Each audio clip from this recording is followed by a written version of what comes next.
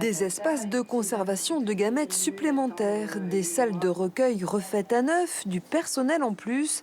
Depuis 3 ans, le centre d'assistance médicale à la procréation de l'hôpital de la Conception a fait de gros efforts de rénovation pour répondre à la demande. Une demande qui a littéralement explosé depuis le changement de la loi et son ampleur n'avait pas été anticipée.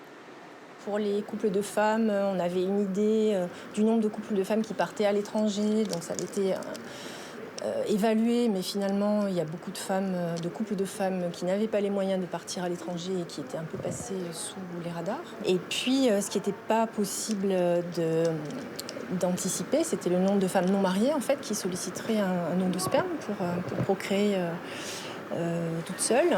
Seuls les hommes en bonne santé entre 18 et 45 ans et les femmes entre 18 et 38 ans peuvent donner leurs gamètes. Si ces dernières sont de plus en plus nombreuses à le faire, ces messieurs sont encore trop frileux. Les dons ont pratiquement doublé entre 2021 et 2022 au niveau national. Mais étant donné que la demande a une pression multipliée par 7, on n'est pas à la hauteur des demandes. Donc le gros travail sur les mois et les années à venir, c'est de s'améliorer sur le recrutement des donneurs de gamètes. Pour ce faire, l'agence de biomédecine mène actuellement une campagne grand public d'incitation aux dons intitulée « Fête des parents ». À Marseille, les délais d'attente pour une insémination sont à peu près d'1 an.